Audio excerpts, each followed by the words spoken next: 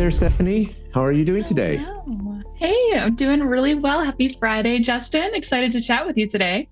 Yeah, well, we want to welcome everybody to our webinar today. It's really exciting to have everyone attending. We have a fairly good group.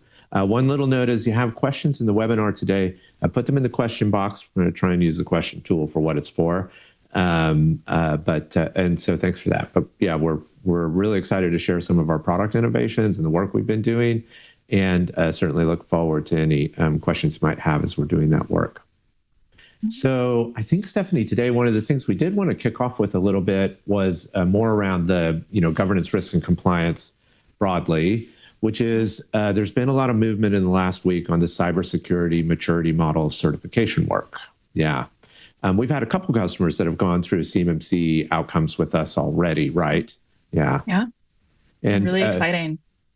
Actually, I apologize, Stephanie. Let me just give you a chance to introduce yourself to the team. We slotted you in much better guest than Micah. Yeah.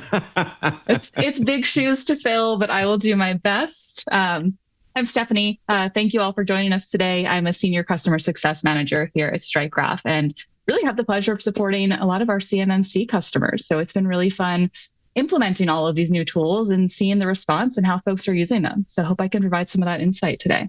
Thanks, Justin. Yeah, absolutely. So it's a pretty complicated new assessment regime, CMMC. Yeah. And we've been really proud that some very large customers of ours have been successful navigating the C3PAO audit already, right? And I think the big news for those joining the webinar today is that this particular week, what they call the Final Rule has really been published. And this is a DFARS rule. It's about contracting with the Department of Homeland Security. And it had to go through a pretty rigorous process before these things get approved. That also means that once they're approved, you're kind of, it's happening, like everything's rolling out. And so here's just a couple of highlights. First is a date. So pretty much this program with CMMC is going to roll out for the Department of Homeland Security starting November 10th.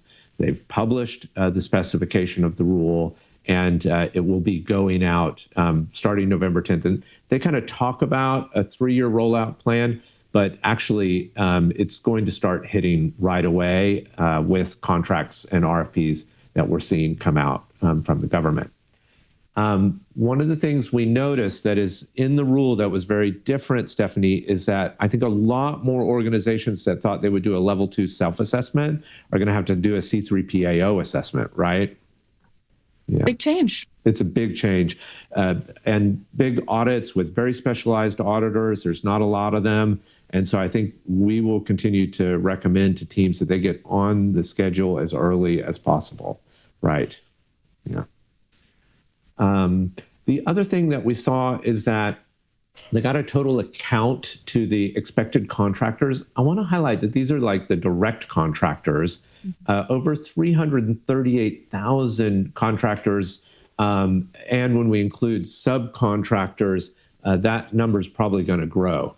And so that's going to be quite a bit. But one of the groups that isn't going to have to be hit with CMMC is folks that do a very like commercial off-the-shelf thing for internally deployed software. So that was some limitation. And I think it's still the confidential, unclassified information or the storage of that data that's driving the outcome, right, Stephanie?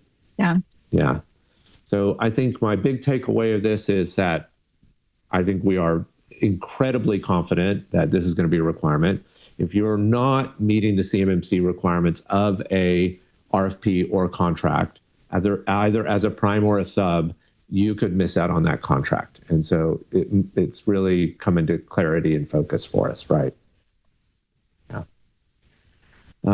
Excellent. So I think that covers kind of like some of the news that we wanted to see. You want to dive into some product stuff with me? Yeah, I would love to. So what we're going to do is start sharing our screens a little bit and giving you a glimpse into the world of what is it actually like to prepare for a CMMC audit, no matter what level you're on, even if you're doing a self-assessment.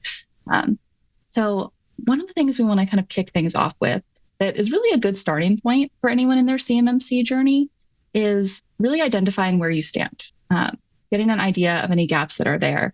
So we're going to jump in and show you our self-assessment tool. And it's important to kind of do this in the beginning of your journey so you can create those action items and kind of create that POAM and really set yourself up for success. So Justin, I'm going to share my screen here and we're going to dive in. Great. Thanks, Stephanie. Yeah. Of course. We love showing off product. It's our favorite thing to do. Yeah. It is. And there's some exciting things to show here. So if we're looking to do our self-assessment, we're going to go into our compliance dashboard. It's going to be your homepage in StrikeGraph. And we're going to pull up the CMMC framework. So I'm going to click here into the NIST 800-171. And as you can see in the top right-hand corner, super accessible. It's right there and handy for you. You start out with that score of 110. And as you go through that self-assessment, depending on the implementation status, that's when that score is going to fluctuate. Things are fully implemented, no points are deducted. You stay there, you are A+ student. But if you're starting out, realistically, there's going to be some things that need to be done. So let's do a little test here. I'm going to click on continue. So this pulls up each NIST control one by one. What I do like is it really gives you all the information you need. You don't need to have the full understanding of what each control is. It even shows you the child criteria and really gives you the full picture, as well as any controls that are actually linked to it in your system already. So you can see, are they in place? Are they active? Do we have something going? Do we have policies for it? And then on the right-hand side, you actually have the self-assessment tool. So you want to go through and just take a look at where do we stand with implementation? So you'll see if I click fully implemented, works great. No deductions, no change to our final value. We can save it and we can move on. But let's say realistically, where some of us are going to stand is there's some implementation that we still need to do. So if I click partially implemented, okay, well, we could see deducted 5 points, final values -5. I can make a little comment here of, this is in the works. Check action items, save it. And I just want to show you how that reflects in that score. So if we come back to this main page, it will do all of that math for you. It takes the complexity out of trying to figure out what the heck is my SPRS score? How do I calculate this? And how do I track it? You can also, and this is one of the parts that I do like, is you can actually go into the framework itself and kind of look at these drop downs. And this is where it's really easy to revisit things you've already scored. So I can see right here, this is where that -5 came from. All right, we've worked on this. We've implemented it. I can go back and review that self-assessment, not have to do a full entire scan, just do one at a time. And I could switch this to fully implemented. It updates that deduction. I can get rid of that comment, save it, and I'm back to a 110 where we want to be. So it's really exciting. And I do think it's cool. It does the calculations. It kind of takes the guesswork out of it. Yeah. None of the other frameworks run a quantitative analysis on meeting things, right? It's all pass fail. And so I think this is one of the big innovations of cybersecurity maturity model certifications broadly, is running this type of quantitative analysis. Well, I know that SPRS scores are required. Like, you have to register it with the DoD website, your SPRS score, and you have to keep it up to date, like you're showing here. But I know Plan of Action and Milestones are a part of also that documentation, right? How does that fit in, Stephanie? Oh, I'm so glad you brought that up. It's such a good segue. So if we're coming in here and we have something that isn't fully implemented, so let's say, I'll just go ahead and update this one. Let's say not implemented, work in progress for the sake of ease of reference here.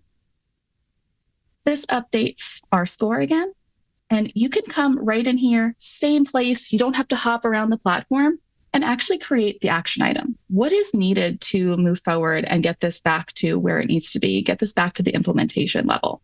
So if I click create action item, this is creating that to-do list for our implementation. I'm gonna keep it simple for today, just say establish control. Then you can walk through, add a description, what tasks really need to be done, create guidelines and policy. You could be as detailed as you want, which is really great. Use this as kind of your project management tool. I think is really beneficial. That's where I'm seeing a lot of success for my customers.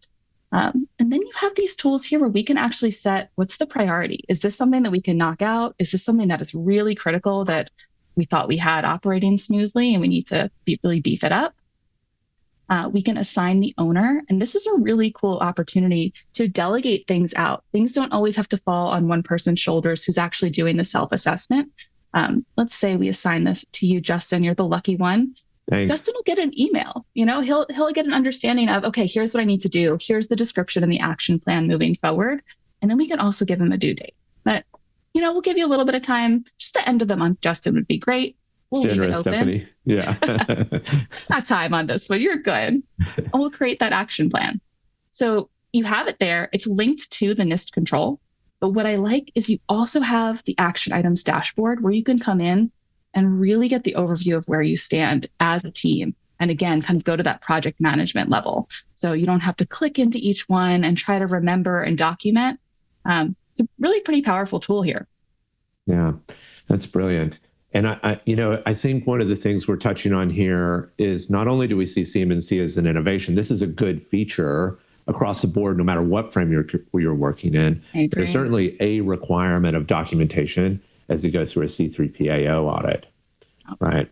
So, and that's what's powerful is you don't actually have to then, try to figure out how do I actually show the auditor this. You can download right from the platform and give that to that C3PAO auditor. I think this is how you bridge that way into a contract too. If your score is low, but you really want to get the contract and the buyer on the government side would really like to utilize you, you use the Plan of Action Milestone to march towards a more secure outcome. Yeah, absolutely. That's smart. Certainly, one of the areas that we realized when we were doing this particular work is that oftentimes we write a control and the evidences that we're collecting don't quite match with the requirements at the framework level, right? Yeah. And in the past, we would have seen this solved by hiring a compliance consultant possibly to help us rationalize deeply that framework, that control, and that particular evidence. And it's certainly how you're tested. The auditor is looking at, hey, does this control coverage match the framework? And does the evidence match the requirements of the framework? And so we wanted to build some intelligence into the platform. So I'm going to share a new AI feature that we've been releasing. This is called the evidence coverage analysis. And so what I've done is I've logged in here to a control in our control library. This could have been one of the, we could plan an action item around a control or the control connected with that part of a framework. But here we're just looking at the control. The button to kick off an evidence coverage analysis, if you're in our scale plan, is right here. And essentially what is happening is that the platform is collecting both the criteria that is in your account. So if we have 8 frameworks or 1 framework, it doesn't matter. It looks at the framework and it looks at the evidence that you are collecting and tries to analyze that gap along with how the control itself is written. And so we can see here that Verify AI said that some of the evidence coverage needs attention. And we can look at particular ones where we are meeting things like, great work. We looked at the evidence that is required based upon the framework and the control. And we can see that the policy does include specific guidelines for the use of social media, networking sites, and artificial intelligence technologies. We can also see where there might be issues, right? So for example, we can see here that it's flagging an issue with policy enforcement and review, and that Verify is looking for more clearly defined consequences in that particular policy. But this is always running. It's not CMMC specific at all. It has to do with what's happening with your control, your particular frameworks, and the evidence you're collecting. But I think we continue to push our AI tool set, especially Verify AI, into areas where we typically saw, only a deep expert could do that particular work. And I think we're trying to empower more people to make better decisions about their business, how they want to meet these requirements and outcomes. And so let's see, I just want to check. We got a question in here. It's a good one. Yeah, the AI models are not, let me just make sure on this question I'm answering precisely. And I am an old engineer at heart. And so apologies if this gets a little technical. Our models are not specific in that we built one model for customer A and one model for customer B. But we do use an agentic platform in our solution. When we embedded our intelligence layer in StrikeGraph, we knew that we wanted to start off with agentic because we can use multiple models to inform each other on how to operate. And that's how we get such custom style recommendations Also, we built the data model of the platform very precisely as a data ontology, that's our name, StrikeGraph, to allow us to jump through those data elements with a high level of precision. One thing I always say about this is that StrikeGraph really functions on kind of zero trust principles. We host any model that we utilize on our own platform. They are a part of our own compliance and security posture, and we never ship customer data off to a third-party platform for AI analysis. Yeah. Great question. And it allowed me to geek out, which I love to do. Now I want to hand it back over to you, Stephanie. So we've got this really good work, like how are we meeting CMMC and down through the evidence and controls. What's next on our progress here?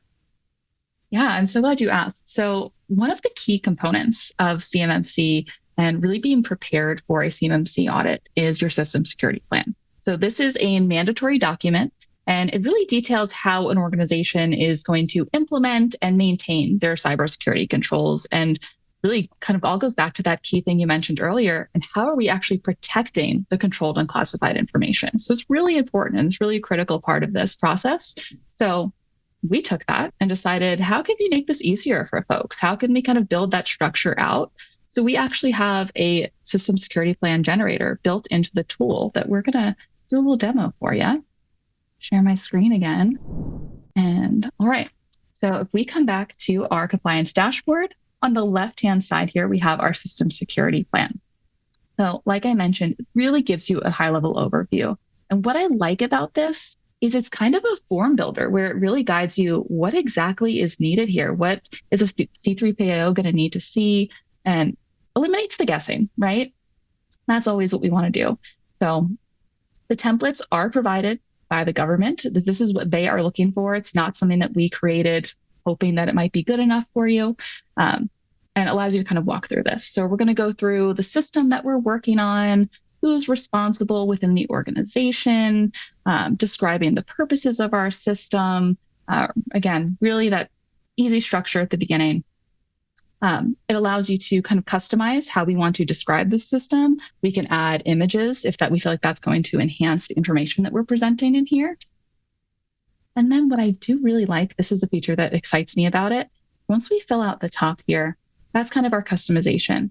We go down below, this is pre-populated. So it really takes some of that guesswork out, and it's going to show you what the requirements are, as well as the solutions that are directly linked to it. Shows you the implementation status, who the responsible party is. I mean, this is a really powerful tool, Justin. Yeah. And I also think, Stephanie, that if you've already done like a SOC 2 or some other report on your security posture, you've mostly filled out that top area, right? It's true. Yeah, but the DoD has been very prescriptive about the format of this document. And so you've got to hit all those like 1.2, 1.3, 1.4 for submitting your system security plan. And there's a core requirement, right? They use this as your commitment to security in your CMMC outcome. Yeah, in fact, isn't this one of the items on the self-assessment that if you do not have it complete, it's just a fail, for lack of a better word? Yeah, it's a requirement, essentially. Yeah, you need an SPRS score from the self-assessment, you need a POAM, and a system security plan is also required. So all of those requirements are what we're showing you on the call today. So all of those requirements, StrikeGraph is bundling up for you and really trying to make this a little bit more efficient and easy. And then the best part, you can just export it right from StrikeGraph. It'll have it formatted for you and have it presented so that you can really pass it off with confidence and know that you've satisfied that requirement. So with that, the final piece, we've done our kind of initial self-assessment to figure out where we stand, any gaps that we have. Well, now that we've kind of gone through our entire CMMC prep, we've completed our action items. Now we have to go back and get our final SPRS score, right? Right. So we revisit our compliance dashboard, go back to our framework, our NIST 800-171. And I'm going to go ahead and update this because we are rock stars. We did it. Justin did his work on time. He did a beautiful job with it.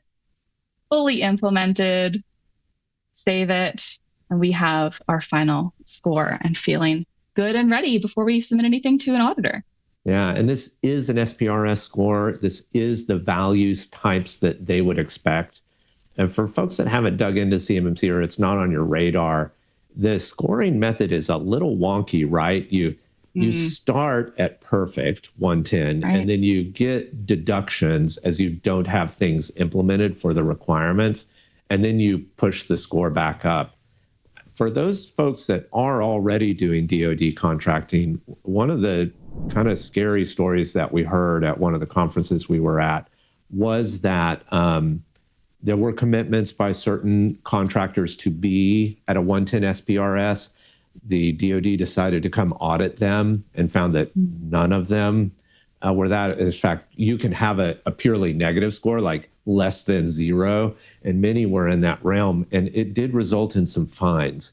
And so I think it's important to be aware of the risks, that not every organization is going to have these particular types of issues, but certainly I would be aware that the DoD seems very interested in making sure that you're meeting your commitments, right? Yeah. Yeah. So, I mean, that makes it even more important just to have the visibility into it and really have an understanding of where you stand. So save yourself the spreadsheets, make it easy on yourself here. That's right. Okay. Well, man, we were really efficient, Stephanie. And of course, what we love is that those features are pretty easy to use and explain by design. And so, and also, I think very powerful for teams that I've talked to that are either wanting to do things like assessments like that, or dealing with plans of action and milestones broadly, but certainly CMMC is a big change in the broader market. The coverage analysis tool, it doesn't really matter what frameworks you're using, that adjusts its recommendations based upon your controls, evidence, and the frameworks you've decided to pick. Good. I know that we want to open up time for questions now as folks have them. And in the interim, as you might be writing your questions, I just want to let folks know that I will be at the National Cyber Summit. Are you? I know some of our customer success reps are joining me there. I think Stephanie maybe. You have a couple folks. Yeah, Jeff Provencher will be joining me. That's going to be in Huntsville, Alabama, from September 23rd to 25th. And to just show off what I think is so cool about us is that we're giving away a skateboard at the conference. We have this really cool skateboard that we designed. Look at that art. I know. Great. This is our Owl CISO mouse in hand. There's a whole backstory. It's like a Labubu thing, I think, or something. That's really fun. I love it. It's good. So exclusive StrikeGraph collection. I know. And of course, it's one of the things I get to do as a CEO is put my own special brand on the thing. I love it. We do that for everything. That's what makes it special. Yeah. Great. So we did have a great question come in, and this question is about a feature set in our platform called Federated Security, where essentially many of our larger organizations today are dealing with basically a bigger company, maybe more than 1,000 employees. They're going to have different businesses and different products, right, Stephanie, inside their whole compliance thing. And it's tricky. It's tricky. And I think the old school way of like top down, we're gonna force everybody into one regime of compliance is kind of broken. It just doesn't work that way. Maybe you can perhaps show and talk a little bit about how federated security is working. Yeah, it's a really powerful tool. And the nice thing is you can really structure how it's going to work for you and your organization. So I have several orgs that you have your policies. Those are things that typically do flow through different locations, different departments, but procedures might vary. Your entire business structure, honestly, could really vary. I have an organization who one is an on-prem instance and the other is purely cloud-based and remote. There's a lot of differences that you need to be aware of there, but they still have the same code of conduct and acceptable use policies and things like that. So the way that these companies are structuring it is really cool, where we have kind of your main instance or your primary organization, as we like to call it. And then you set up your subsidiaries. So that primary instance is structured to have the fundamentals. What frameworks are we working on? What is our general compliance program needs? And then we include things like their controls and their evidence items that are required to satisfy those frameworks, similar to some things that we looked at today. The difference is, instead of just copy and pasting this across the board, is we're actually able to structure this as deciding who really needs which control which evidence item? And do we just publish it forward as this is a flat requirement, everyone's expected to follow it? And you know what? Here's the attachment too. You don't even need to worry about attaching the policy. We're just going to publish it from the top down to everybody. Or you can structure it as, here's the requirement, but I need you to upload your version of this, or I need you to customize this. And it gives you that freedom and flexibility to delegate without having to kind of rally the troops up and talk to everybody individually and try to figure out which spreadsheet is which. Everyone has access to their own individual instance, which is really a powerful thing. They can just see what's relevant to them, not overwhelm them with the bigger organizational needs. And it really sets you up for some success. And it's been working really well for several of my organizations. Yeah. I have a little example of this teed up. Do you mind if I share? Yeah. I would love it. One of the use cases that we hear a lot is companies that are doing M&A, right? You just bought a new company, you're trying to fold them in, but they have compliance outcomes and sales targets they're trying to meet. And sometimes that's, it's a process to get everything normalized. Let me pull this up here. So let's say I'm in an organization. We called this particular organization Acme Incorporated here. And, maybe that the parent corp, if they're publicly traded, they might be doing Sarbanes-Oxley IT general controls. It's very common for a large org, or perhaps they have a big they're mostly a financial institution and they have a fairly major PCI DSS compliance that kind of runs across the bulk of the group. Or it doesn't really have to be a framework outcome at all. It could just be the primary organization is operating controls that is a shared service across the subsidiaries. And so here I can go into the control library and pull up this particular control. This is an acceptable use policy control. And it says that we're going to have staff sign an acceptable use policy. We're going to have an acceptable use policy. It's just going to help folks understand the requirements for proprietary software services. So there is an evidence that's collected. This evidence is actually collected from the subsidiary, which is quite powerful. So it could be that the primary organization needs to pull in data from each subsidiary and that they are following the control. It goes the other direction too. I can then publish back the control operation from all the subsidiaries into one of the subsidiaries like Acme Manufacturing. And I can sync the owners, I can sync the linked criteria. So if we're both going after CMMC, we can see the criteria linking, or this also crosses frameworks. So if that group also wants to use this in HIPAA, it will show up there, and we can sync the published evidence. So everyone's up to date with latest evidence, no matter when their audit goes out. And we just find this incredibly powerful in the enterprise adoption marketplace, because I do think that monolithic compliance outcome is very difficult when you have a lot of different products, a lot of different companies, a lot of different geos, and you're trying, essentially it's hard to manage them all with one team in one place. You need to kind of share the love and allow them to go after what they need, but also monitor that outcome. Yeah, it's been a very powerful tool set. That's a great question. Yeah, so I think this next question is, does StrikeGraph have a plan to inform customers if CMMC requirements change? Maybe, Stephanie, you can talk a little bit about how we handle framework updates over time. Yeah, this is really a great question. And part of it, phase one, I'll do a little shout out to my own team here, is your CSMs, your customer success managers, they're really a great guide at this point. So if they know your business, you guys are working together, we can really provide insights onto things that might be relevant to you within the industry, within your organization. So we do make sure to really stay on top of kind of industry trends, what we're seeing, what we're recommending, and anything that we may want to flag that could be really powerful for you to be aware of. From the internal side of things, we actually have our database structure that we're really able to make sure things are proactively updated on your behalf so that there's no surprises when you eventually go to an auditor or when you do a self-assessment for some of the other frameworks as well. So we're really proactive in that regard to stay ahead of the curve so that it's not you coming to us and us being reactive. We want to make sure that you're aware of things. We're pushing the updates really very regularly. We have a whole team that makes a really great effort to stay ahead of everything and make sure that our system and our platform is updated. And this is for all frameworks. It's not just CMMC.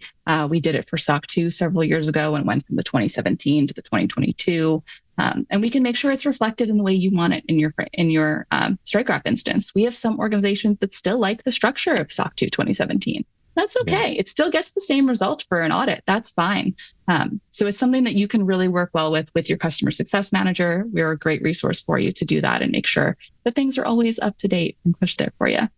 Yeah. I think, I see two different speeds at these changes sometimes. One of them is little small tweaks, which we take in stride, right? Like if the format of the Plan of Action and Milestone for the DoD CMMC work, they were to release new information, we would update that feature in the process of our regular product roadmap so that our customers would stay aligned with that. But the other changes when a framework changes, right? So new version of SOC 2. And what I love about how we do it is that you see both versions as two separate frameworks in the platform. So you get this like immediate gap analysis in a way. Yeah. Right. And it eliminates those surprises. Sometimes changes can be really scary when you don't fully understand what they entail. So we like to lay out all of the information up front so you can really make informed decisions and slowly move things over. It doesn't have to be an overnight switch. Mm-hmm. Yeah. I just showed someone that, and it just gave them a lot of confidence to say that you're not going to shock me with a lot of change. I am going to be able to plan for the change, and I am going to be able to say the differences in the change. Usually they're quite small, though. There's not that many changes between versions for something that's already built. We did get another question in that asked us about supply chain compliance. And I appreciate the question. First off, thank you. Yeah. This is actually an area of innovation that StrikeGraph has been working on. And in our classic way, I don't think we wanted to build the typical vendor risk management security questionnaire tool. I, as an ex-chief technology officer, have answered way too many security questionnaires. I don't trust them at all, personally. So, I've always found this like a really interesting sector of compliance and what we do. Of course, very valuable. This is where the rubber hits the road, but a little bit of a challenge. And so, for our enterprise customers on our enterprise platform, we have started rolling out a new feature set. And I think that we were inspired in this by CMMC, as there are a lot more stricter requirements around subs and the responsibility of a prime sub relationship for effective operations, right, Stephanie? Yeah, I think that's a great call out. And so we are using Verify AI to essentially develop the next version of what a security questionnaire tool should be, which is essentially that for you as a vendor to really meet my compliance requirements, I need to see certain evidences. And I need you to upload them to this StrikeGraph account. And I need the Verify AI tool to test that evidence as it comes into the platform. And it's very precise compared to what we've seen in the past, right? Yeah. And I think the powerful tool here that I really like, and I think my customers are excited about, just to share kind of their voice here, is it eliminates that human element that is really required with security questionnaires and reading them back. I've seen a lot more now that are requiring evidence, which is great. I do think it's good to be thorough and share policies and things, but then someone has to read it. Someone has to go through it. And does this actually meet our requirements? It's nice to get an understanding of all of it up front, instead of you having to sit there and waste hours of your day. With realistically, how many of us are really sitting there and doing that? So it's a good way to be a little bit more thorough and a little bit more mindful of the people that we're working with and the requirements they should be fulfilling. I mean, especially at scale, some of our customers have 1,000+ suppliers that they may deal with, right? And I just don't know how you, other than an activity like this, where we're using an intelligence layer to get both accuracy or an improvement on accuracy and coverage that you need out of it. Yeah. There's not enough hours in the day as it is. Right. Yeah. Yeah. And, we're just developing this feature set and solution with customers. So if you're interested in this, please let your customer success rep know. We're very excited about it. But I know, Stephanie, one of the things I love is this touch point where essentially for the customers we're rolling this out for, you're going to give them a weekly readout on where all of their vendors are at in their requirements. Yeah. Again, taking the surprises out of things. Compliance is not one of the areas of my life where I want surprises. Right. And I think to be generous, most buyers want their vendors to be successful in this work. Right. And sometimes understanding where they might be missing the gap gives you an opportunity to keep the relationship on track. Yeah. Yep. Yeah. Help each other out. I know. And certainly I've been a vendor many, many times. I think at first I'd be like, wait, you want to do what?